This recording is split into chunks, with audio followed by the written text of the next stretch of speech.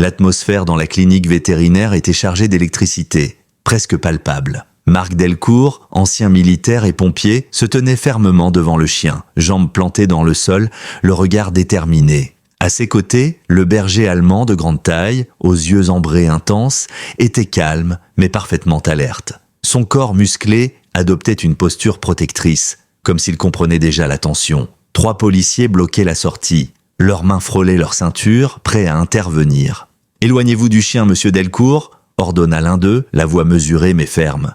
Marc ne bougea pas d'un centimètre. « Pas avant que quelqu'un m'explique ce qui se passe », répondit-il d'un ton grave, sentant son cœur cogner contre sa cage thoracique. Derrière lui, la vétérinaire, docteur Caroline Rivière, restait figée, une planchette pressée contre sa poitrine. Ses yeux passaient nerveusement de Marc au policier. « Ce chien n'est pas n'importe quel chien, monsieur Delcourt, murmura-t-elle. Quand je l'ai scanné, j'ai trouvé quelque chose qui m'a obligé à prévenir les autorités sur le champ. » Les pensées de Marc se bousculèrent. Il revoyait cette nuit-là, 6 mois plus tôt, lorsqu'il avait découvert ce chien au milieu des décombres d'une inondation. Quel secret cet animal pouvait-il bien cacher? Et pourquoi fallait-il des agents armés pour venir le récupérer? Une chose était certaine, il ne laisserait personne lui prendre le chien qui avait radicalement transformé la vie de ses enfants. Pas sans se battre. Laissez un j'aime et partagez votre avis dans les commentaires en précisant la ville depuis laquelle vous regardez. Maintenant, poursuivons avec la suite de l'histoire. Marc n'avait pas toujours été un homme impulsif. Avant que les inondations ne dévastent Saint-Éloi, une petite ville du nord de la Dordogne, il était méthodique, mesuré. Des qualités qui l'avaient bien servi autant dans les rangs de la Légion que dans les interventions d'urgence. À 38 ans, il affichait une mâchoire carrée, des yeux bleus acier sous des sourcils perpétuellement froncés, et les premières mèches grisonnantes dans ses cheveux bruns. Mais sous la solidité apparente, les cicatrices invisibles de son passé subsistaient, le hantant la nuit, le tirant de son sommeil avec des sueurs froides. Sa femme, Juliette, était son contraire sur bien des aspects. Pédiatre de 36 ans, elle vivait selon les règles de la science. Tout dans ses gestes respirait la précision. Chignon impeccable, blouse toujours repassée, dossier rangé au millimètre. Elle souriait souvent à ses petits patients, mais portait les responsabilités du monde sur ses épaules menues. C'était elle qui, 3 ans plus tôt, avait insisté pour quitter Bordeaux et s'installer à Saint-Éloi, un endroit plus calme, propice à élever leurs enfants. Leurs jumeaux de 8 ans, Léo et Clara, avaient hérité des cheveux blonds de leur mère et des yeux perçants de leur père. Pourtant, à la différence de la plupart des enfants de leur âge, leur monde fonctionnait différemment. Diagnostiqués très tôt avec des troubles du spectre autistique, ils vivaient à leur rythme. Clara ne prononçait pas plus d'une dizaine de mots par jour. Léo, plus verbal, pouvait passer des heures à aligner ses jouets ou répéter des phrases en boucle. Leurs conditions avaient mis leur couple à rude épreuve. Marc voulait expérimenter, Juliette s'accrochait au protocole. Parfois, ils ne se retrouvaient que dans leur silence partagé. Saint-Éloi comptait à peine 4800 habitants. Un village où chacun connaissait les petits secrets des autres. L'artère principale conservait ses briques d'antan, ses vitrines vieillissantes, son bistrot, sa quincaillerie, quelques commerces familiaux. Puis il y avait eu les crues. Le fleuve Charentel avait débordé après des semaines de pluie continue. Des digues avaient cédé dans la nuit. La catastrophe avait tout emporté. Maisons, souvenirs, espoirs. Les habitants tentaient depuis de reconstruire. Mais les tensions étaient vives. Les ressources comptaient et la méfiance planait. C'est dans ce climat que le chien était apparu. Ce chien qui allait tout bouleverser. Le jour où leur destin croisa celui de l'animal commença comme toutes les journées de crise. À 3 heures du matin, le téléphone de Marc sonna. Il embrassa le front endormi de Juliette et en moins de 10 minutes, il avait enfilé ses bottes, pris ses clés et filait sous la pluie battante vers la caserne. À l'aube, il pataugeait déjà dans une eau sale jusqu'à la taille, tentant avec ses collègues d'évacuer les résidents âgés du quartier des Pins. Des jouets d'enfants flottaient dans l'eau brune, des morceaux de clôture, des peluches décolorées, une voix grésilla dans sa radio. « Delcourt, Morel, il y a un signalement sur la rue des Peupliers. Maison effondrée, on pense qu'il y a quelqu'un dedans. » Marc et son collègue Frédéric Morel progressèrent prudemment. L'eau atteignait les fenêtres. Ils crièrent à plusieurs reprises « Pompiers, y a-t-il quelqu'un ?» Un son leur répondit. Pas une voix humaine. Un grondement sourd. Marc fit un geste à Frédéric. « Attends, il y a un chien là-dedans. » Un aboiement bref lui donna raison. Il braqua sa lampe à travers une fenêtre cassée et vit 2 yeux ambrés le fixer. Un berger allemand se tenait, droit comme une sentinelle sur un comptoir de cuisine inondé. Il ne bougeait pas. Il semblait protéger quelque chose. Contre les recommandations de son collègue, Marc força l'entrée et entra. Le chien grogna mais ne s'avança pas. Il aboya de nouveau, puis tourna la tête vers un coin reculé. Là, à moitié caché entre 2 meubles, un petit garçon trempé et tremblant s'accrochait à une poignée de placard. Pas plus de 5 ans. Marc parla doucement, se présenta. Le garçon ne répondit pas. Mais le chien, lui, s'approcha de l'enfant, posa son museau contre lui, puis regarda Marc. Le message était limpide. Il a besoin d'aide. Avec délicatesse, Marc sortit l'enfant de là. Tout au long de l'évacuation, le chien resta près d'eux. Il nagea derrière leur embarcation jusqu'au centre d'accueil installé au lycée. Une fois sur place, le petit fut rendu à ses parents, des larmes aux yeux, et pris en charge par les secours. Marc remarqua alors que le chien, toujours trempé, s'était installé près de l'entrée, comme s'il attendait qu'on lui dise quoi faire. « C'est le chien qui était avec mon fils », dit la mère en voyant Marc le regarder. « C'est le seul qui l'a réconforté. »« Il est à vous ?» demanda Marc. « Non, répondit-elle, mais il a empêché l'enfant de glisser. Il l'a tenu éveillé. L'animal n'avait ni collier, ni tatouage apparent. » Marc s'approcha du chien. Il tendit la main. Le berger allemand la renifla, puis posa sa tête contre sa paume. Un geste de confiance si profond que Marc sentit un pincement au cœur. « Quelqu'un le réclame ?» demanda-t-il à la responsable du refuge temporaire. Elle secoua la tête. « Personne. Les services vont passer demain pour les animaux errants. » Il n'en fallait pas plus. Marc prit sa décision. « Je le prends chez moi. » Pour quelques jours, le temps de trouver son propriétaire. Quand Marc franchit le seuil de la maison, trempé, les bottes pleines de boue, un berger allemand en piteux état à ses côtés, Juliette ouvrit la porte avec un mélange de surprise, d'incompréhension et de désapprobation. Elle croisa les bras. Le regard qu'elle lui lança, Marc le connaissait bien. Celui qu'elle réservait quand il prenait une décision sans la consulter. « Avant que tu dises quoi que ce soit, il a sauvé un enfant aujourd'hui, » annonça-t-il en levant les mains comme pour se défendre. « C'est temporaire, juste le temps de trouver à qui il appartient. » Juliette posa les yeux sur l'animal. Malgré la saleté et l'odeur, il restait digne, assis, calme, regard attentif. Il y avait quelque chose d'étrangement humain dans son regard ambré.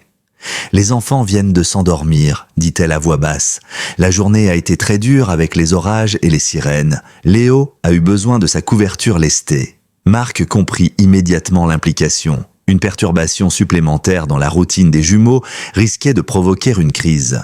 Et un chien inconnu dans la maison était une perturbation majeure. « Il dormira dans le garage, promit-il. Demain, je vais voir s'il est pucé. » Juliette céda, non sans soupirer. Il a besoin d'un bain avant de poser une patte sur le carrelage. Et s'il réveille les enfants en aboyant, c'est ton problème. Marc guida le chien à travers la maison. À sa grande surprise, l'animal le suivait sans tirer, sans hésiter, ses griffes claquant doucement sur les tuiles. Arrivé dans la buanderie, Marc attrapa des serviettes. « Assis » dit-il par réflexe. Le chien obéit aussitôt, immobile, regard fixé sur lui. Marc resta figé un instant. « Reste !» Aucun mouvement. Le chien semblait déjà connaître les ordres de base et mieux encore, les exécuter avec une discipline parfaite. Juliette, restée dans l'encadrement de la porte, observa la scène, intriguée malgré elle. « Il est entraîné ?» murmura-t-elle. « Regarde sa posture, ce n'est pas un chien de famille lambda. » Marc acquiesça. « Je pensais la même chose.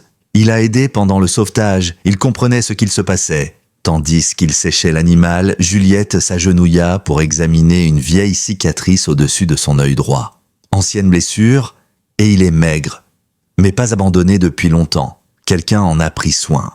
Un bruit léger dans le couloir attira leur attention. Clara se tenait là, pieds nus, en pyjama rose, ses cheveux blonds en bataille, les mains agitées devant elle, un geste qu'elle faisait souvent quand elle était anxieuse. Juliette intervint doucement. « Clara, ma chérie, tu devrais être au lit. C'est juste un chien que papa a trouvé. Il dort dans le garage. » Mais Clara ne semblait pas entendre. Elle s'approcha lentement, les yeux rivés sur l'animal.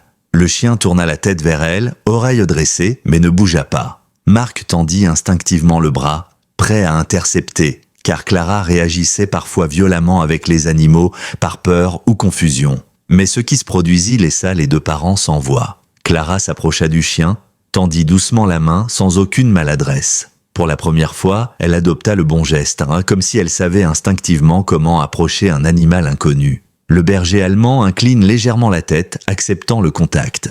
Et puis, dans un souffle, Clara murmura « Chien, grand chien ». Juliette porte une main à sa bouche, les larmes aux yeux. 2 mots spontanés, sans qu'on les poussé. Clara n'avait jamais prononcé 2 mots d'affilée sans stimulation externe. Marc sentit son cœur se serrer. « Oui, Clara », dit-il doucement, la gorge nouée. « C'est un grand chien ? Il s'appelle… » Il s'arrêta. Il ne lui avait pas donné de nom. Il observe le chien, sa vigilance, son instinct protecteur. Un nom s'imposa à lui. « Il s'appelle Rango. »« Rango », répéta Clara d'une voix douce, toujours caressant l'animal.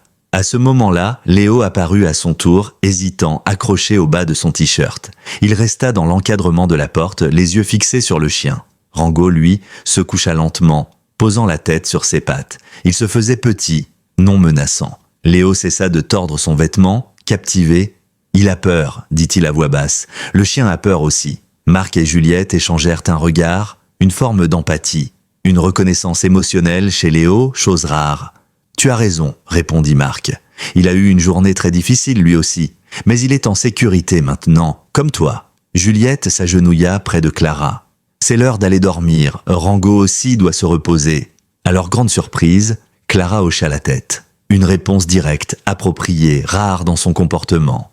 Elle donna une dernière caresse au chien, puis rejoignit son frère dans le couloir. Plus tard, alors que les enfants étaient recouchés, Marc rejoignit Juliette dans la cuisine. Elle tenait une tasse de thé, pensive. C'était… Elle n'arrivait pas à finir sa phrase, Marc hocha la tête. « Je sais, moi non plus, je n'ai jamais vu ça. » Juliette jouait avec sa cuillère. Une seule interaction ne signifie pas tout, mais elle hésita. « Je vais faire quelques appels demain, avant qu'on l'emmène au refuge, juste pour voir si c'est un hasard ou quelque chose de plus. » Marc acquiesça. Il ne l'avait pas réalisé jusqu'à ce moment précis, mais il espérait déjà pouvoir garder ce chien. Ni lui, ni Juliette ne pouvaient imaginer à quel point cette décision allait bouleverser leur vie, et combien de temps leur calme apparent allait durer. Le lendemain matin, les rayons du soleil perçaient enfin les nuages, projetant de longues bandes lumineuses sur le parquet du salon. Après des jours de pluie, la maison baignait dans une clarté douce et paisible. Rango, étendu dans une flaque de lumière près de la baie vitrée, semblait parfaitement à sa place. Ses yeux ambres suivaient calmement Juliette qui préparait le petit déjeuner, chaque mouvement observé avec une attention silencieuse.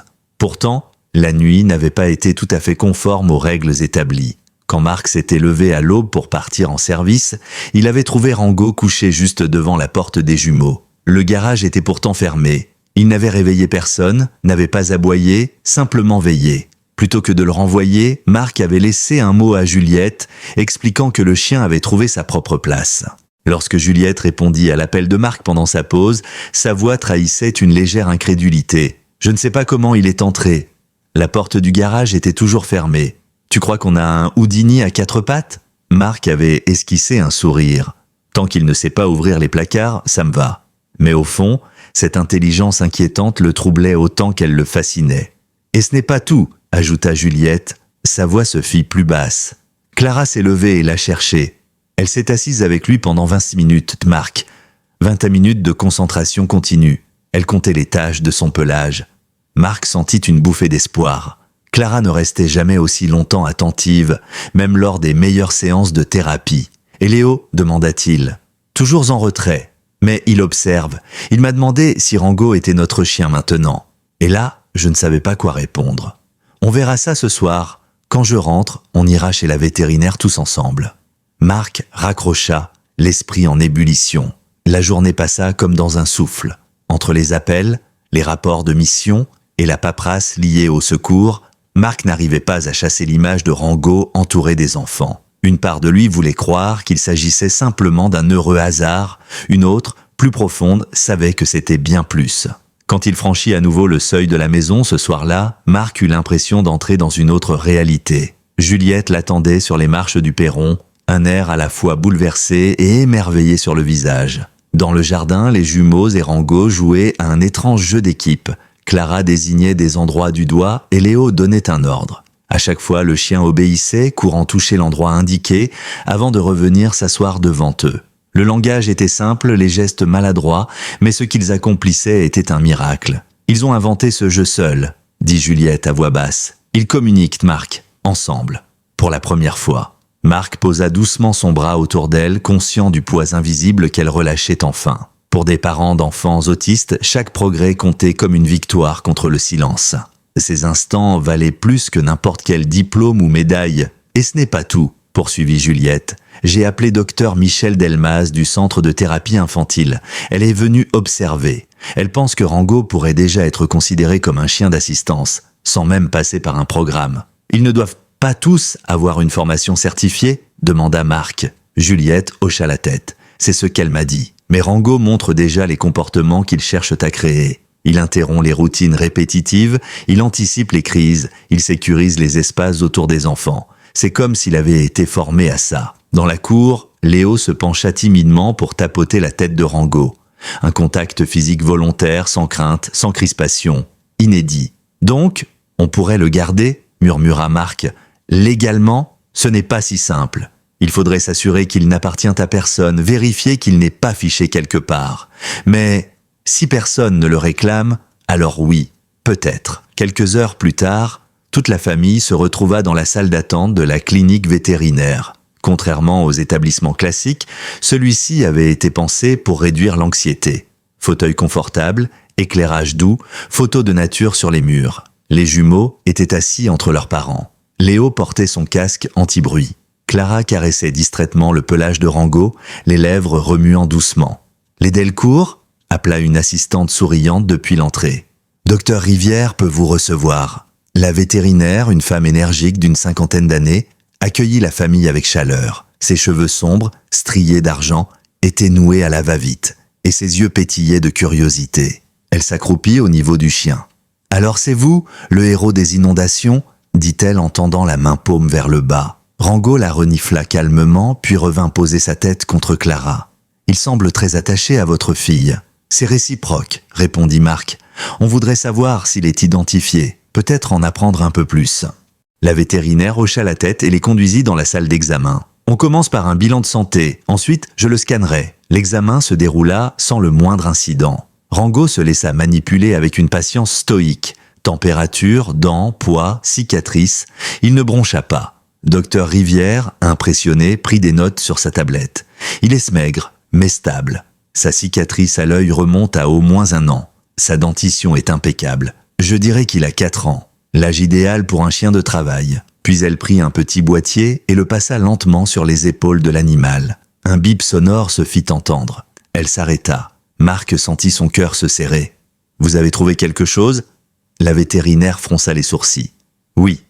Mais ce n'est pas une puce standard. » Elle se tourna vers Juliette. « Ce code n'a pas la structure habituelle. Ce n'est pas civil. Il contient des données cryptées. » Elle se redressa lentement. « C'est une puce militaire. » Un silence pesant s'installa dans la salle d'examen. Juliette échangea un regard inquiet avec Marc, tandis que Rango, toujours allongé près de Clara, restait parfaitement immobile, comme s'il comprenait que quelque chose venait de basculer. Marc fut le premier à rompre le silence. « Militaire, vous êtes sûr ?» Docteur Rivière hocha lentement la tête, l'air préoccupé. « Avant de m'installer ici, j'ai travaillé plusieurs années comme vétérinaire dans les forces armées. J'ai déjà vu ce type de puces.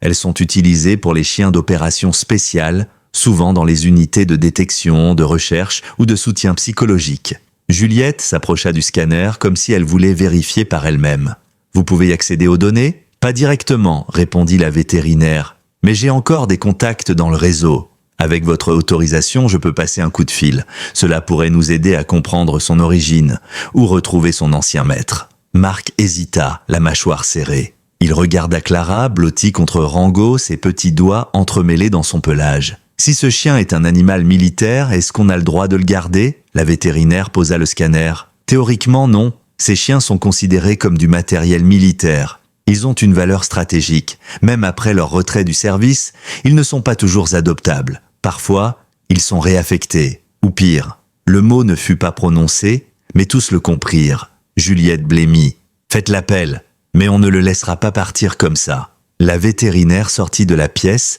laissant derrière elle une tension presque étouffante.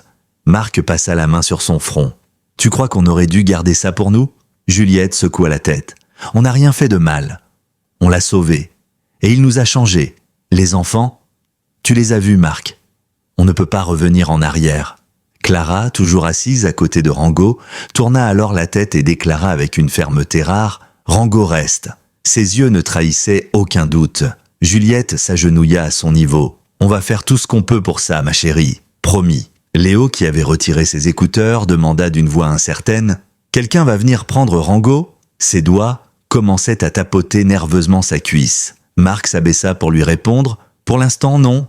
Et même s'ils essaient, on fera tout pour qu'il reste ici, avec toi, avec ta sœur. » Quelques minutes plus tard, Docteur Rivière revint. Son visage s'était figé dans une expression neutre, presque trop maîtrisée. J'ai parlé à un ancien collègue qui travaille encore avec les unités canines à la base de Brienne. Il a reconnu la série de la puce. Il pense que ce chien a été affecté à un programme spécial, classé. Il m'a demandé de le garder ici jusqu'à l'arrivée d'un représentant de la base. Ils envoient quelqu'un demain pour vérifier son identité. Juliette se redressa d'un bond. Le garder ici ? Vous parlez de le séparer des enfants ? C'est impossible. Ils sont autistes. Une rupture comme ça serait un désastre. La vétérinaire parut sincèrement désolée. Je comprends, docteur Delcourt. Mais vous devez aussi comprendre, ce chien n'est pas un animal errant. Il est fiché. Et s'il est bien ce que je pense, il est considéré comme une ressource stratégique. Je n'ai pas le choix. Je dois respecter le protocole. Marc sentit la colère monter. Avec tout le respect que je vous dois, docteur, j'ai connu beaucoup de matériel dans ma vie. Des camions, des radios, des équipements de feu. Aucun n'a jamais sauvé un enfant pendant une inondation. Aucun n'a jamais fait parler ma fille. Ce chien est un être vivant. Il mérite mieux qu'une étiquette de propriété. Clara, qui jusque-là semblait absorbée dans les poils de Rango, se mit doucement à se balancer. Un signe évident de stress. Le chien réagit immédiatement, pressant son corps contre ses jambes. Le balancement s'apaisa. La vétérinaire observa la scène, visiblement touchée. « Je vois ce que vous voulez dire. » Elle marqua une pause. « Je vais essayer de trouver un arrangement. Peut-être que Rango pourrait rester avec vous en attendant.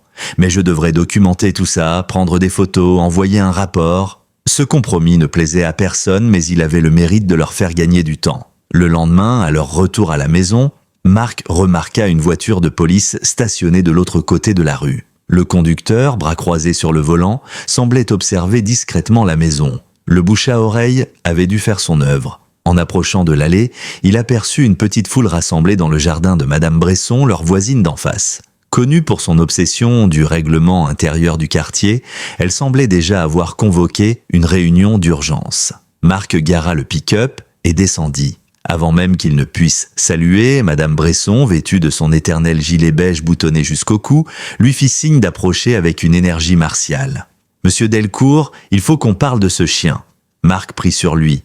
Il connaissait cette tonalité, celle qu'elle utilisait quand un adolescent avait osé marcher sur sa pelouse ou que les voisins avaient oublié leur poubelle un jour férié. « Quel est le problème exactement ?» demanda-t-il, tentant de garder un ton neutre. D'après les informations que nous avons reçues, ce chien est un ancien chien militaire. Et nous avons des enfants dans ce quartier. Des enfants vulnérables. C'est une question de sécurité. Avant qu'il ne puisse répondre, une autre voix s'éleva. C'était Madame Rousseau, la mère du petit Hugo, l'enfant sauvé par Rango pendant l'inondation. Ce n'est pas ce que j'ai dit, Lucette. J'ai juste expliqué qu'il avait protégé mon fils. C'est lui qui l'a gardé en vie. Marc lui lança un regard plein de gratitude.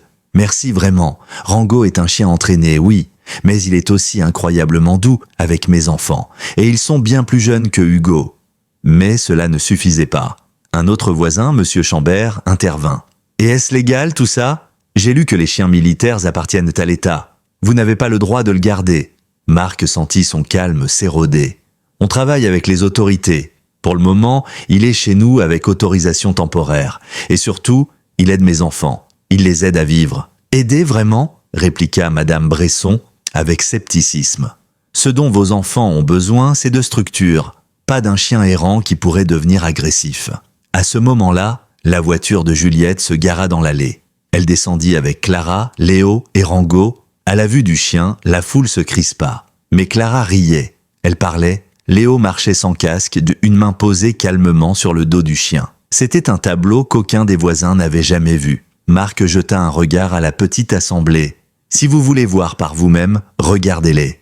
Voilà ce que ce chien leur apporte.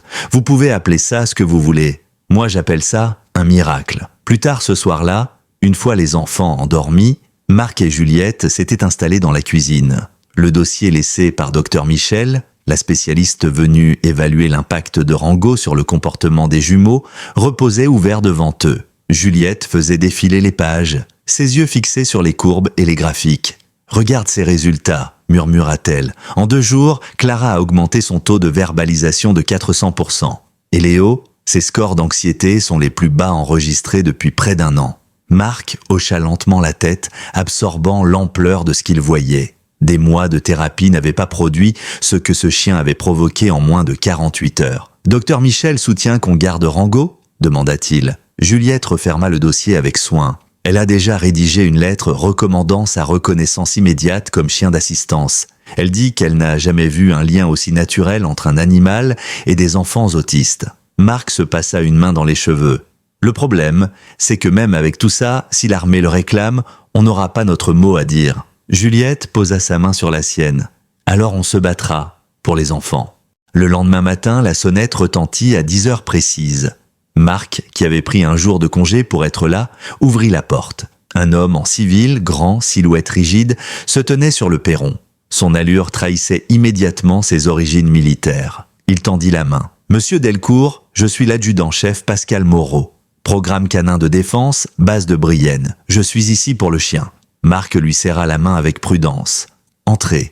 Ma femme et mes enfants sont au salon avec lui. » Moreau entra, ses yeux balayant la pièce avec précision. Il repéra Rango immédiatement. Le berger allemand était allongé au pied de Clara, qui lisait à voix haute, dans son langage enfantin mais concentré. Le regard de l'adjudant se fixa sur le chien. « Pas de doute, dit-il doucement. C'est bien un des nôtres. Je reconnaîtrai cette posture n'importe où. » Juliette se leva pour le saluer. « Adjudant-chef Moreau, je suis docteur Juliette Delcourt. Avant toute chose, j'aimerais que vous observiez comment ce chien interagit avec nos enfants. » L'homme acquiesça, acceptant de s'asseoir sans un mot. Pendant une demi-heure, il observa. Clara qui passait ses doigts dans le plage de Rango en nommant les couleurs. Léo qui utilisait de simples signes pour donner des ordres aux chiens, lesquels étaient parfaitement exécutés. Il vit Rango s'interposer calmement lorsque Léo commençait à tourner en rond ou interrompre les gestes obsessionnels de Clara par une petite pression de sa tête. Il regarda, silencieux, absorbé. Enfin, il parle. « Ce chien a été entraîné pour ça. Soutien post-traumatique, accompagnement de vétérans blessés, enfants en détresse. Il faisait partie d'un programme expérimental très restreint. » Marc se pencha. « Vous le connaissez personnellement ?» Moreau sortit une tablette de sa veste. Il la consulta quelques secondes. Selon nos archives, il s'agit du chien K441, nom de code Sentinelle, affecté à l'unité alpha du programme Orphée. Il a disparu il y a 10 mois lors d'un exercice de nuit dans la région du Haut-Var. Juliette fronça les sourcils. « Disparu ? Pas volé ? Pas en fuite avec un maître ?» Moreau se raidit légèrement. L'enquête n'a pas abouti à une conclusion définitive. Le maître chien, un certain sergent Sébastien Ravel, a signalé la perte après un exercice. Il a été transféré sur un poste administratif peu après. Marc, instinctivement, sentit que quelque chose clochait dans cette histoire. La manière dont l'adjudant choisissait ses mots, comme s'il filtrait ce qu'il pouvait dire. « Vous pensez qu'il a été volé ?» demanda Marc. « Je ne suis pas autorisé à me prononcer sur une enquête interne, » répondit Moreau. « Ce que je peux dire, c'est que vous hébergez un chien classé comme bien stratégique. Et mon ordre de mission est clair, le localiser et organiser son rapatriement. » Clara releva alors la tête. Sa voix, douce mais ferme, résonna dans la pièce. « Il n'est pas un objet, c'est mon chien ?» Tous les adultes se tournèrent vers elle, surpris. Marc sentit une bouffée de fierté. Léo s'avança et, sans crainte, dit simplement « Il aide Clara à parler. Il m'aide à ne pas avoir peur. » Moreau resta un instant silencieux. Il se racla la gorge, visiblement ébranlé. « Je comprends. Mais ce n'est pas à moi d'en décider. Je dois rendre compte. » C'est à ce moment-là que les choses prirent un tournant inattendu. Une voiture de police se gara juste derrière celle de Moreau. Le chef de la police municipale, Didier Lemoine, descendit et s'approcha de la maison. Marc ouvrit la porte avant qu'il ne sonne. « Bonjour Marc, dit-il gravement. J'ai appris qu'un représentant de l'armée était en ville. Je pensais que ce serait utile d'être présent. » Moreau se redressa. « Monsieur Lemoine, je suis ici dans le cadre d'une mission fédérale. » Le chef ôta calmement sa casquette. « Je ne suis pas là pour vous gêner, adjudant-chef. Mais ce chien, que vous appelez Sentinelle, a une histoire ici. Il a sauvé un enfant pendant les inondations, il sert de chien thérapeutique à 2 enfants autistes. Je pense que ça mérite d'être entendu avant toute décision. À ces mots, Rango se leva et s'approcha de Lemoine, la queue battante. Le chef s'accroupit et posa une main sur son flanc. « Salut, vieux copain » dit-il doucement. « Ça fait un bail. » Moreau recula d'un pas, l'air troublé. « Vous le connaissez » Lemoine acquiesça. Mon neveu, Sébastien Ravel, était son maître, celui qui a signalé sa disparition. Un silence glacial s'abattit sur la pièce. Juliette fut la première à réagir. « Votre neveu ? Mais alors ?»« Oui, » coupa Lemoine. « Et je pense que vous ne savez pas toute l'histoire. Alors avant que vous fassiez quoi que ce soit, nous allons tous nous asseoir et je vais vous expliquer ce qu'il s'est réellement passé. » Le salon se transforma en salle de conférence improvisée. Tout le monde s'assit, y compris Rango, qui se coucha tranquillement aux pieds du chef Lemoine, comme s'il reconnaissait instinctivement en lui une figure familière. Moreau gardait la mâchoire serrée mais ne protesta pas. Il savait, comme tous les militaires d'expérience, que certaines conversations méritaient d'être écoutées jusqu'au bout. Le chef de police ôta sa veste, la posa sur le dossier du fauteuil, puis croisa les mains sur ses genoux. Il prit une longue inspiration avant de commencer. Mon neveu Sébastien a servi 2 fois en Afghanistan. C'était un homme loyal, discret, mais profondément marqué par ce qu'il a vu là-bas. Après son retour, il a été affecté à la base de Brienne pour entraîner des chiens militaires dans un programme expérimental baptisé Orphée. L'objectif était de former des chiens capables d'intervenir aussi bien dans des opérations à haut risque que dans l'accompagnement de vétérans traumatisés. Rango faisait partie des premiers spécimens sélectionnés. Juliette fronça les sourcils. Donc ce chien a été entraîné pour les 2 domaines, la guerre et le soin psychologique. Lemoine acquiesça. Exactement. Et il excellait dans les 2. Mais au fur et à mesure que le programme avançait, des tensions sont apparues. Certains supérieurs ne croyaient pas en la seconde mission. Ils voyaient en ces chiens des outils tactiques, pas des partenaires émotionnels. Puis les budgets ont été coupés. Des ordres sont venus d'en haut. On allait retirer certains chiens du programme. Un mot élégant pour éviter de dire « les éliminer ». Juliette porte une main à sa bouche. Marc sentit un frisson lui parcourir l'échine.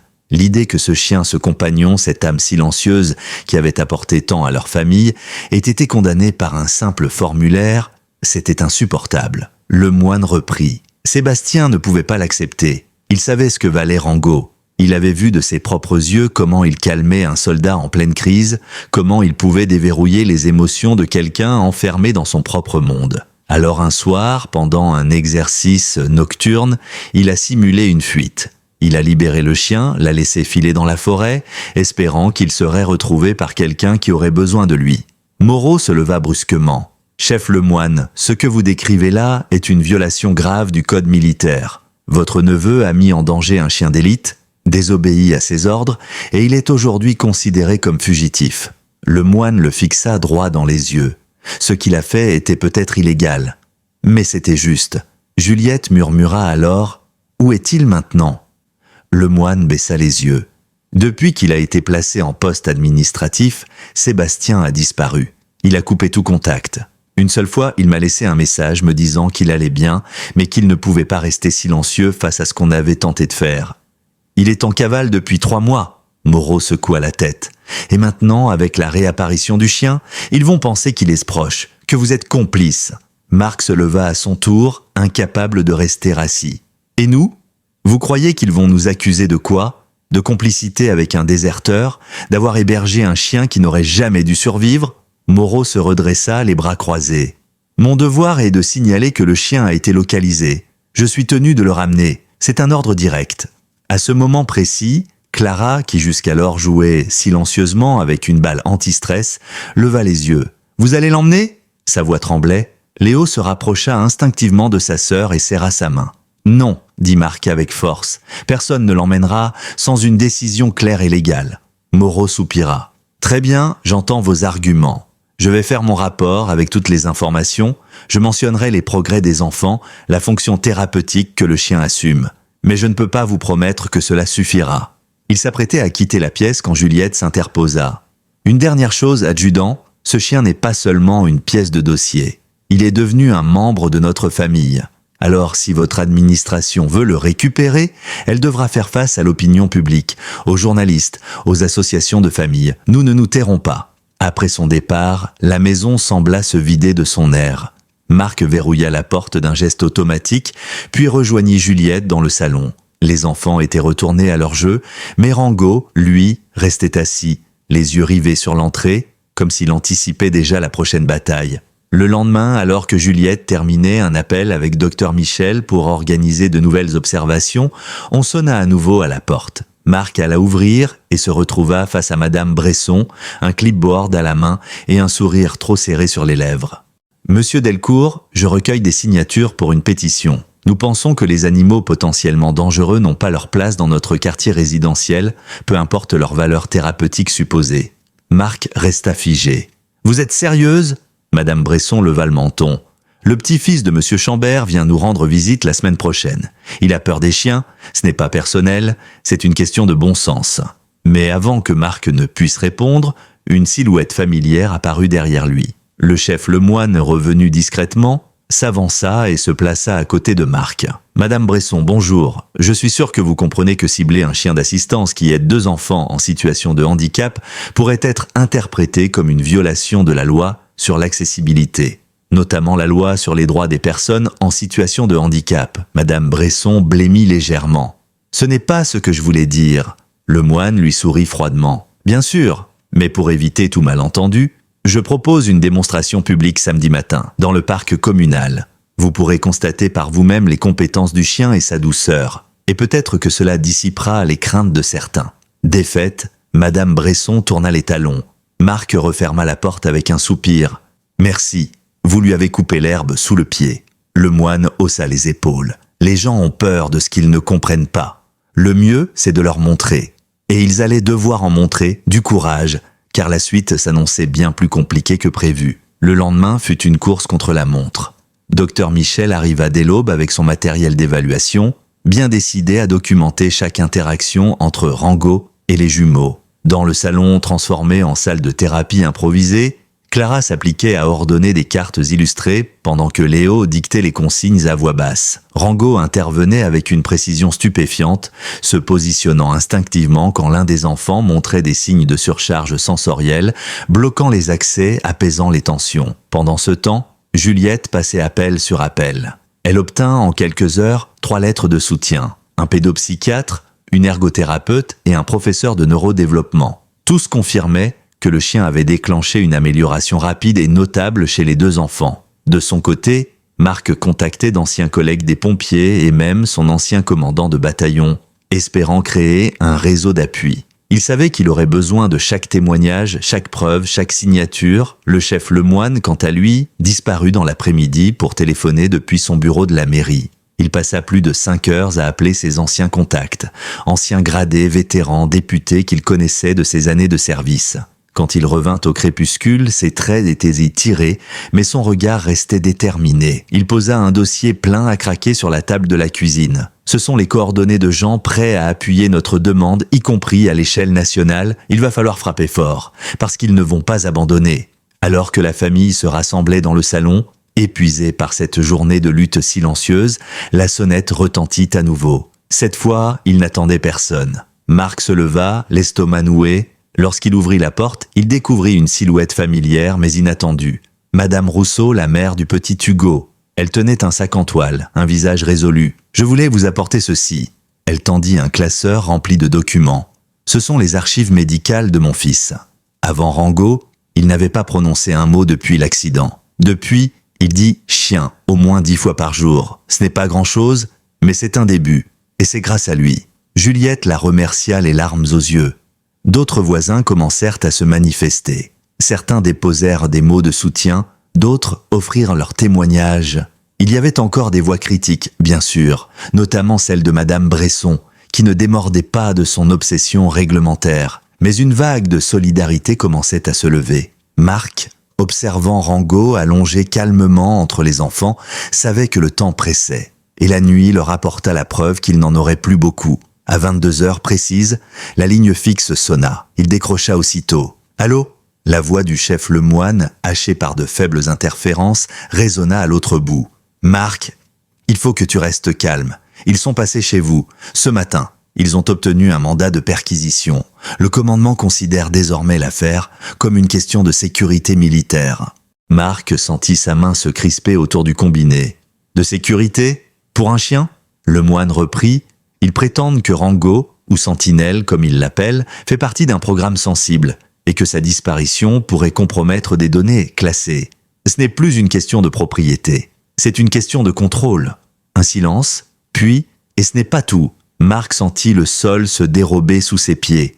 Dis-moi, ils ne veulent pas seulement récupérer le chien, ils soupçonnent ton foyer de servir de lien avec Sébastien. Ils pensent que vous êtes en contact avec lui. Marc gronda. C'est ridicule, on n'a jamais entendu parler de lui avant la visite de l'adjudant Moreau. Je sais, mais dans leur logique, tout s'aligne. Et surtout, ils ont décidé d'envoyer une équipe demain matin, gendarmes et militaires. Juliette, qui avait suivi la conversation en silence, devint livide. Ils vont venir ici, armés, devant les enfants? Le moine hésita. Je vais être clair, s'ils trouvent Rango ici, ils l'embarqueront. Et vous avec, même si c'est provisoire. Un silence terrible s'installa, puis Marc murmura, presque pour lui-même, « Alors on ne sera pas là ». Juliette le fixa, les yeux écarquillés. « Tu veux dire fuir ?»« Pas fuir, se protéger, gagner du temps. » Le moine reprit la parole. « Écoutez, je ne peux pas vous aider officiellement, mais j'ai une cabane de pêche sur le lac de Vaucelles. C'est isolé, sans réseau, hors des radars. Voici les clés. » Il marqua une pause. « Mais vous devez partir à l'aube. » Le reste de la nuit fut un tourbillon. Marc prépara la voiture, Juliette mit les médicaments et les jeux thérapeutiques dans des caisses, Clara prépara son sac à dos avec une rigueur troublante. Quand Marc la trouva dans sa chambre, à plier soigneusement ses pyjamas, elle le regarda sans peur. « Rango m'a dit qu'il faut se cacher, pas avec des mots, mais avec ses yeux. » Marc sentit ses genoux flancher. Sa fille, qui avait passé tant de temps enfermée dans son monde, lisait désormais les émotions d'un chien comme un livre ouvert. C'était un miracle, et il allait tout faire pour ne pas qu'on le lui enlève. À 5h30 du matin, la voiture était prête. Les enfants installés à l'arrière, Rango entre eux, calme comme une sentinelle silencieuse. Juliette prit place à l'avant, le regard tourné vers la maison qu'ils abandonnaient temporairement. « Tu crois qu'on fait le bon choix ?» demanda-t-elle dans un souffle. Marc serra le volant. On fait le seul choix possible, pour eux. Alors que le soleil commençait à poindre à l'horizon, la voiture s'engagea sur la route déserte. Ils laissaient derrière eux tout ce qu'ils connaissaient. Leur maison, leur sécurité. Mais dans l'habitacle, une seule chose comptait, leur famille était ensemble. Et Rango aussi. La route jusqu'au lac de Vaucelles semblait interminable. Marc avait délibérément évité les grands axes, choisissant de petites départementales bordées de champs et de bosquets. Une succession de détours destinés à brouiller les pistes. À l'arrière du véhicule, les enfants étaient étrangement calmes. Clara dessinait dans un carnet, un Rango stylisé à chaque page, tandis que Léo tapotait doucement ses genoux, un geste rythmique pour contenir son anxiété. Le chien, lui, semblait comprendre la gravité de la situation. Il ne bougeait presque pas, sa tête posée entre les sièges, ses yeux scrutant Marc dans le rétroviseur. 3 heures plus tard, ils atteignirent enfin la cabane. Isolée au bord du lac, entourée de pins silencieux, elle était simple, rustique mais solide. Une grande pièce commune, 2 chambres exiguës, une cheminée en pierre, un vieux téléphone fixe dans la cuisine, et surtout, aucun signal, aucune connexion. Un lieu hors du monde. « C'est ici », murmura Marc, « notre abri ». Juliette descendit la première, inspectant les abords. Clara courut vers le lac en pointant du doigt. « Rango peut nager ?» Marc hocha la tête. « On essaiera cet après-midi. » Il voulait leur donner un semblant de normalité. Une bulle hors du tumulte. Léo observa la cabane, puis déclara « C'est comme ma cachette à la maison. Sauf que là, on est tous ensemble. » Juliette se tourna vers lui, émue. « Exactement, mon cœur. C'est notre cachette à tous. » À l'intérieur, ils s'organisèrent avec une efficacité presque militaire. Juliette tria les médicaments, les aliments, les jeux sensoriels. Marc vérifia les serrures, les issues, les outils. Il nota que Rango inspectait aussi les lieux, allant de pièce en pièce, comme s'il évaluait la sécurité de leur nouveau refuge. Après un déjeuner rapide, ils descendirent tous au bord de l'eau. Marc lança un bâton dans le lac. Rango bondit, s'élança et nagea avec puissance. Clara applaudit. « C'est un bateau-chien !» Léo sourit, et pour la première fois depuis des jours, son rire résonna librement dans l'air. Mais cette paix fut de courte durée. À la tombée de la nuit, alors que Juliette rangeait les affaires du dîner, le téléphone fixe sonna. Marc décrocha immédiatement. « C'est moi », dit la voix grave du chef Lemoine. « Ils sont venus, la maison est fouillée. Vos téléphones sont entre les mains des gendarmes. La situation s'aggrave. Ils affirment maintenant que vous avez volontairement dissimulé un chien appartenant à l'armée et que vous êtes lié à Sébastien. » Marc sentit sa gorge se nouer. « Mais on n'a jamais eu de contact avec lui ? Je sais. Mais ils envoient les militaires demain matin, cette fois avec mandat de saisie immédiate. Et ils parlent de recourir à la force si nécessaire. » Juliette, qui avait entendu chaque mot, s'assit lourdement. « Ils vont nous trouver ici ? » ?»« Pas tout de suite, » répondit le moine. « Mais il faut agir vite, parce que Sébastien m'a contacté. Il sait que vous êtes là, et il veut vous rejoindre. » Marc resta figé. « Il est vivant ? » ?»« Oui, blessé mais vivant. Il a des documents. Preuve du programme, des falsifications, des ordres donnés pour faire disparaître les chiens. Il pense que ces données pourraient changer la donne, mais il doit venir jusqu'à vous. » Juliette ferma les yeux. « Et s'il l'attrape ? Il est prêt à prendre le risque. Il arrive demain au crépuscule. Tenez bon jusque-là. » Marc raccrocha le cœur lourd, puis il regarda sa femme et leurs enfants jouant aux cartes sur le tapis. Il ne méritait pas cette fuite, mais il méritait Rango. Et s'il y avait un moyen de le garder, de les protéger, de rendre justice à tout ce que ce chien représentait, alors il fallait tenir. Le lendemain passa dans un calme tendu. Clara répétait des mots à voix haute. Léo s'exerçait à nommer les émotions de Rango. Le chien semblait lire chaque variation d'humeur, posant sa tête sur les genoux de l'un, pressant doucement sa truffe contre l'autre. À 17h, alors que le soleil déclinait sur le lac, Marc, posté sur le chemin, vit une voiture s'arrêter au loin. Un homme en descendit lentement, visiblement blessé. Il portait un bandage sous la manche et boitait. À ses côtés, le chef Lemoine, tendu, l'aidait à marcher. Rango bondit sans un bruit. Un gémissement aigu lui échappa. Il courut vers l'homme. L'animal d'ordinaire si discipliné ignora l'appel de Marc. Il se jeta dans les bras de l'homme, le reniflant frénétiquement. L'homme s'agenouilla, visiblement ému. « Salut, vieux frère » murmura-t-il. « On a réussi. Tu les as trouvés. » Marc s'approcha bouleversé. « Sébastien Ravel ?» L'homme se releva avec difficulté. « Oui. Et je vous dois plus que vous ne le pensez. » Il sortit une clé USB de sa poche. Tout est là. Les ordres de mise à mort, les budgets maquillés, les rapports falsifiés. Ce programme était une réussite. Ils ont voulu le tuer parce qu'il ne rentrait pas dans leur case. Juliette arriva tenant Léo par la main. Elle scruta longuement Sébastien, puis elle dit simplement « Entrez. Vous devez manger et dormir. » Cette nuit-là, ils restèrent éveillés longtemps. Sébastien raconta tout. L'unité Orphée, les premiers tests, les chiens devenus des ponts vivants entre le chaos et la paix. Les supérieurs fermés, les coupes budgétaires et l'ordre final, nettoyer les fichiers et les chiens avec. Mais ils n'avaient pas pu, pas avec Rango, pas après tout ce qu'ils avaient traversé ensemble. Alors il avait disparu, avec l'aide de quelques anciens collègues. Il avait passé les derniers mois à rassembler des preuves, changeant sans cesse de cachette. Et maintenant, il était là, prêt à livrer ce qu'il savait. Marc se leva. « Demain à l'aube, on rentre. On ne peut plus se cacher. Mais on ne rentrera pas seul. » L'aube s'éleva sur le lac de Vaucelles avec une clarté inquiétante. Le ciel dégagé semblait trop paisible, comme si la nature elle-même retenait son souffle. Dans la cabane, personne n'avait vraiment dormi. Sébastien, affaibli mais lucide, avait passé la nuit à organiser les fichiers de la clé USB sur l'ordinateur portable que le chef Lemoine avait discrètement apporté la veille. Juliette avait rédigé une lettre adressée au ministère de la Santé et des Solidarités, accompagnée d'un rapport médical complet sur les effets du chien, sur les jumeaux. Et Marc avait préparé le retour, pas une fuite, un retour stratégique. À 6h, ils étaient prêts. Les enfants étaient installés dans la voiture, leur sac à dos plein de jeux et de dessins.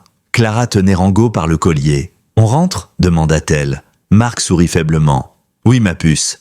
Mais cette fois, c'est nous qui décidons. » Ils prirent la route avant le lever du soleil, le moine ouvrant la voie les uns avec son propre véhicule et Sébastien suivant dans une voiture prêtée par un contact.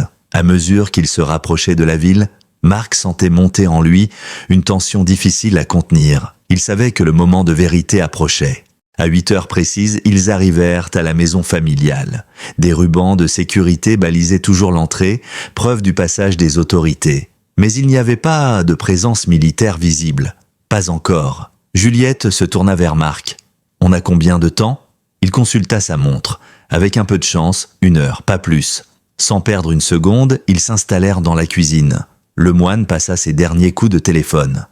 Sébastien mit en ligne une copie cryptée des dossiers compromettants avec un lien envoyé à des journalistes spécialisés, des associations de vétérans et un député favorable à la cause animale. Juliette, elle, rassembla tous les témoignages des thérapeutes et voisins dans un dossier épais, prêt à être remis aux médias. À 9h02, le grondement sourd d'un hélicoptère s'approcha. Cette fois, personne ne paniqua. Même les enfants, alertés doucement par leur mère, restèrent calmes. Rango, assis entre eux, les apaisait simplement par sa présence. Marc sortit sur le perron, les mains visibles, comme il l'avait prévu. 2 véhicules militaires suivirent l'atterrissage de l'hélicoptère. À leur tête, une figure désormais familière, l'adjudant-chef Moreau. Mais il n'était pas seul. À ses côtés, 2 agents en costume sombre, oreillettes visibles. Les services fédéraux étaient désormais impliqués. « Monsieur Delcourt !» lança Moreau. « Vous êtes prié de nous remettre le chien immédiatement, ainsi que le fugitif militaire que vous hébergez. » Marc ne bougea pas. « Nous avons des documents, des preuves et des soutiens. Vous n'êtes plus les seuls à savoir. » Moreau leva un sourcil, mais l'un des agents s'avança. « Nous avons été informés d'une fuite de données confidentielles. Est-ce exact ?» Juliette sortit, tenant la clé USB dans un sachet plastique. Ces données prouvent que le programme Orphée a été sabordé pour des raisons politiques. Elles montrent comment des chiens comme Rango ont été supprimés malgré leur efficacité prouvée dans le traitement du stress post-traumatique et des troubles du neurodéveloppement. L'un des agents la fixa longuement, puis se tourna vers Moreau. « Vous ne nous aviez pas parlé de preuves ?» Moreau se raidit. « Parce qu'il n'y en avait pas selon les dossiers. » Sébastien sortit à son tour, vacillant légèrement, mais digne. « Parce que j'ai passé des mois à les rassembler. Et maintenant, tout le monde les a. Vous n'êtes plus en contrôle. » Le silence fut brisé par un autre bruit, celui d'une voiture qui se gara précipitamment dans l'allée. Diane Rousseau, la mère du petit Hugo, en descendit brandissant un dossier. « Je suis journaliste pour le Courrier régional », déclara-t-elle à haute voix. « Et j'ai ici le témoignage d'une 12aine de familles dont les enfants ont bénéficié de chiens comme Rango. Si vous arrêtez cette famille, vous arrêterez aussi l'opinion publique. » D'autres voitures arrivèrent, une équipe de télévision locale, des voisins, curieux ou solidaires. Marc sentit son cœur battre plus vite. Le combat avait changé de nature, il n'était plus seul. L'agent fédéral soupira. « Nous allons devoir réévaluer la situation. Personne ne bouge, personne ne quitte les lieux. » À l'intérieur de la maison, Clara s'approcha de Rango. « Tu restes avec nous, hein ?» murmura-t-elle. Rango lui lécha doucement la main comme pour confirmer. Cette journée fut interminable, interrogatoire, échange tendu, prise de position. Mais quelque chose avait basculé, le récit médiatique avait changé. Ce n'était plus l'histoire d'un chien militaire perdu, c'était celle d'une famille, d'un animal sauveur d'un système défaillant. 3 jours plus tard, une décision tomba. Le ministère suspendait toute procédure de récupération du chien en attendant un réexamen complet du programme Orphée. Rango restait avec la famille Delcourt, temporairement, officiellement. Mais dans les faits, il était déjà à sa place. Le vent tournait enfin. La presse s'empara de l'affaire avec une rapidité foudroyante. Dès le lendemain matin, les gros titres faisaient la une de la presse nationale. L'État veut arracher leur chien à 2 enfants autistes. Un héros canin menacé de saisie, l'indignation monte. Ou encore, un ancien militaire dénonce les dérives du programme Orphée. Les chaînes d'infos en continu diffusèrent les images de la famille Delcourt encerclée par les forces de l'ordre, des jumeaux en larmes, un chien couché entre eux, fidèle jusqu'au bout. Les associations de familles d'enfants autistes réagirent en masse. L'Association nationale pour l'accompagnement du trouble du spectre autistique publia un communiqué de soutien immédiat exigeant la reconnaissance du chien comme auxiliaire thérapeutique. Les anciens combattants s'emparèrent eux aussi du scandale.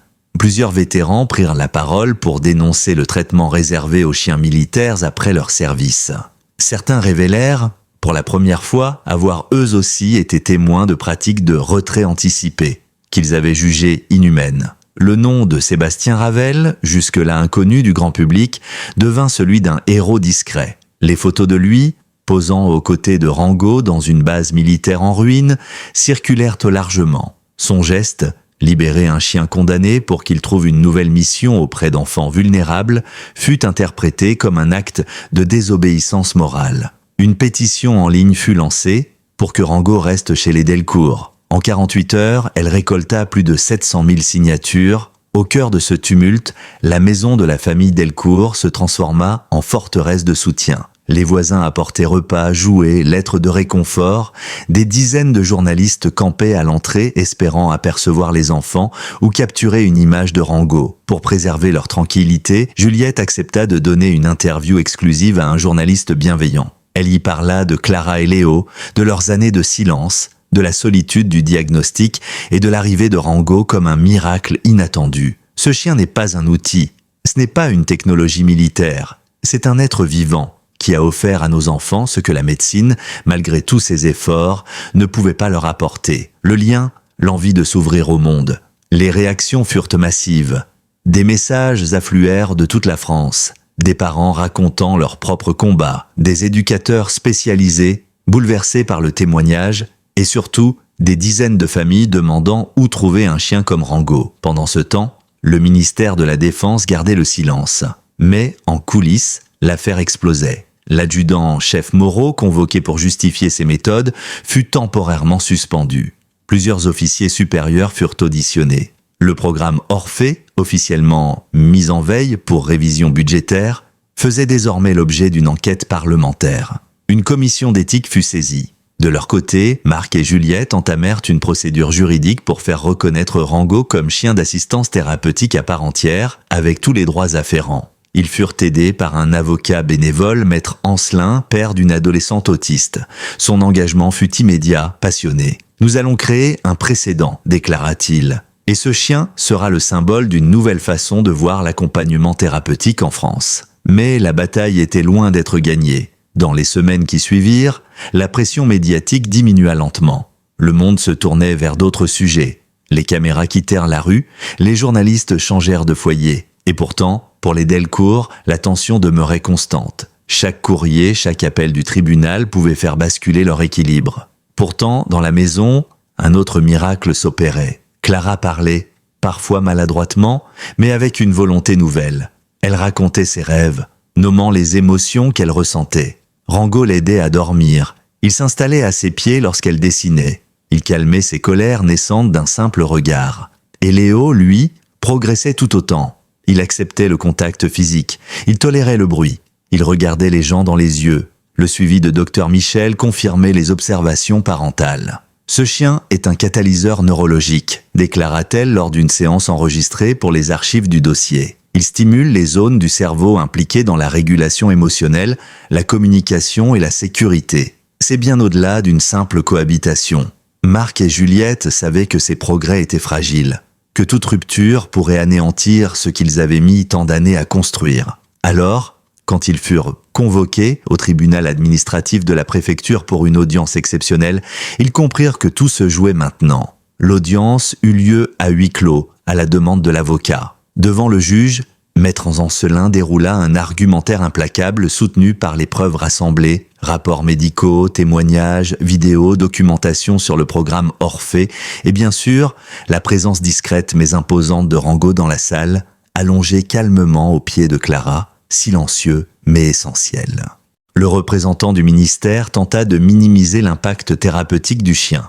Il rappela les lois encadrant le matériel militaire. Mais les regards dans la salle étaient clairs. Ce chien n'était pas un outil, c'était une âme, un soignant, un membre d'une famille.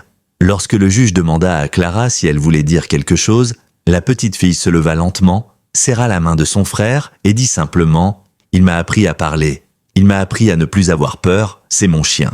Un silence s'abattit sur la salle. Puis le juge se pencha, inscrivit quelque chose sur son carnet et déclara que la décision serait rendue dans un délai de 15 jours.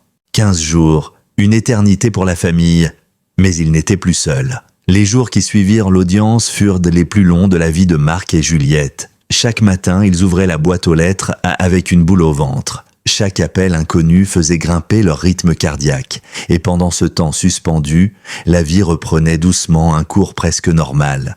Les enfants retournèrent à l'école à mi-temps, accompagnés de Rango, désormais toléré sur le campus grâce à une dérogation exceptionnelle. Les enseignants furent les premiers surpris.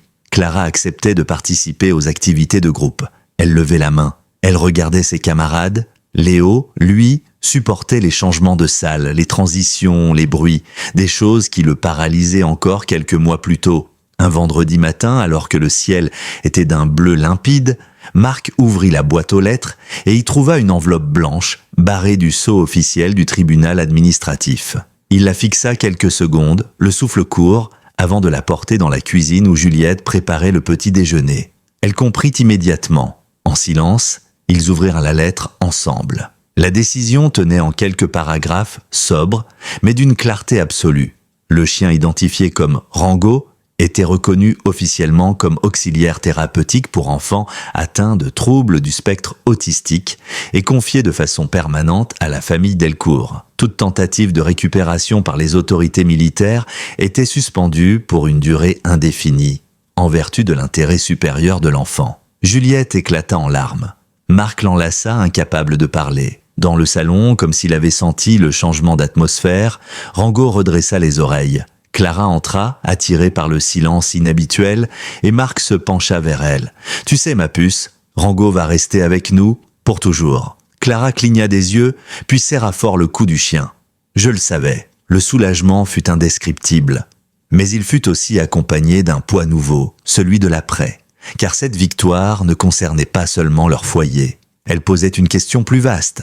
Combien d'autres familles avaient été privées d'un lien aussi puissant, simplement parce qu'un système refusait d'adapter ses règles? Juliette décida de ne pas en rester là. Avec Dr Michel, elle lança un projet pilote pour intégrer des chiens d'accompagnement issus d'unités militaires à des programmes thérapeutiques civils.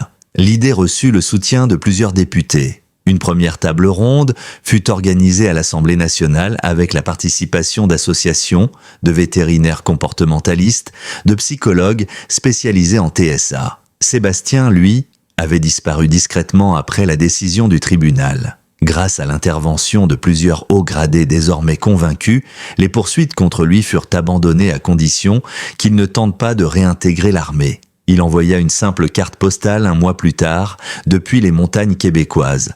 Au dos, il avait écrit « Mission accomplie. Rango est à sa place, merci pour tout. S ».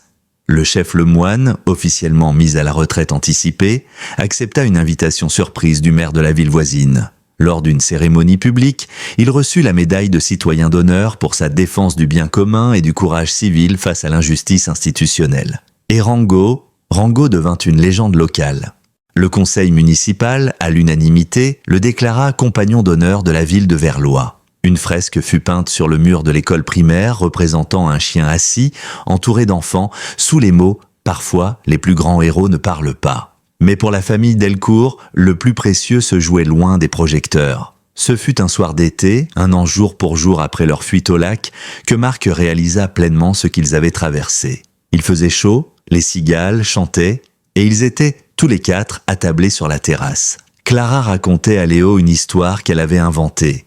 Rango était couché à leurs pieds, les yeux à moitié fermés mais attentifs comme toujours.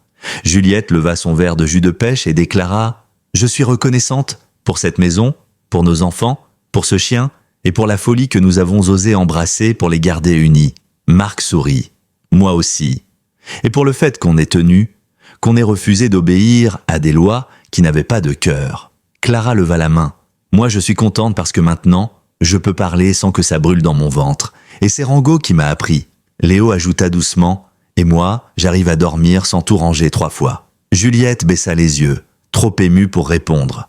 Marc prit une profonde inspiration. « Alors on peut dire que cette bataille-là, on l'a gagnée, ensemble. » Et dans ce silence habité de la fin d'un chapitre, le crépitement des lucioles dans la nuit, les rires des enfants et la respiration paisible du chien devinrent la seule musique nécessaire. Mais déjà, une autre lutte commençait, car il ne suffisait pas d'avoir gagné pour soi. Il fallait maintenant changer les règles, pour que d'autres n'aient pas à tout risquer pour obtenir ce que la vie avait offert à la famille Delcourt par miracle.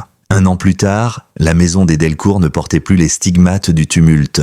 Les rideaux blancs flottaient doucement aux fenêtres ouvertes et les éclats de voix des enfants résonnaient dans le jardin. Léo courait autour de l'arbre central, poursuivi par Rango, tandis que Clara, assise sur une couverture, lisait à voix haute un passage de son livre préféré. Son débit était fluide, ses intonations presque chantantes. Ce simple moment, banal pour tant d'autres familles, représentait une victoire que Marc et Juliette n'auraient jamais osé espérer 2 ans plus tôt. Rango, désormais officiellement reconnu comme chien de soutien émotionnel et thérapeutique, avait reçu une médaille du ministère de la Santé pour service rendu à la nation. Sur la plaque gravée, on pouvait lire « Pour avoir révélé ce que la médecine avait oublié, que parfois le cœur précède la science ». Mais pour Marc, le plus beau trophée restait ailleurs. Chaque matin, lorsque ses enfants se levaient sans cri ni crise, lorsqu'ils descendaient les escaliers pour caresser Rango avant même de demander le petit déjeuner, ils comprenaient que ce chien avait non seulement changé leur trajectoire, mais aussi leur avenir. Juliette avait publié un article dans une revue médicale en collaboration avec Dr Michel, détaillant les effets thérapeutiques de la relation entre les enfants TSA et les chiens issus de l'armée. L'article fit grand bruit dans le monde des soins alternatifs. Plusieurs hôpitaux commencèrent à envisager des partenariats avec des unités canines de secours, autrefois mises de côté. Un amendement à la loi fut même proposé pour faciliter la reconversion des chiens militaires en chiens d'assistance civile. Et puis, un jour de printemps, alors que la glycine recommençait à grimper sur la pergola du jardin, une enveloppe arriva, venue du Canada. À l'intérieur, une photo. Sébastien Ravel, assis au bord d'un lac, entouré de 2 autres chiens. Au dos, une simple phrase, griffonnée à la main. Pour chaque Rango, il y a encore 10 oubliés. Merci de vous être battus. Ne lâchez rien, S. Marc resta longtemps à fixer la carte. Il pensa à ce soldat qui avait défié sa hiérarchie, risqué sa liberté pour offrir à un chien la chance de continuer à servir autrement. Il pensa aussi à tous ceux qui n'avaient pas eu cette opportunité, à toutes ces familles qui cherchaient encore un moyen de connecter avec leurs enfants repliés. Alors il appela Juliette. « Il est temps de faire plus », dit-il. « On pourrait monter une structure, une vraie, une association, pour qu'aucune autre famille n'ait à traverser ce qu'on a vécu. » Elle hocha la tête, déjà en train de griffonner des idées sur son carnet. « Et on l'appellera comment ?» Marc réfléchit.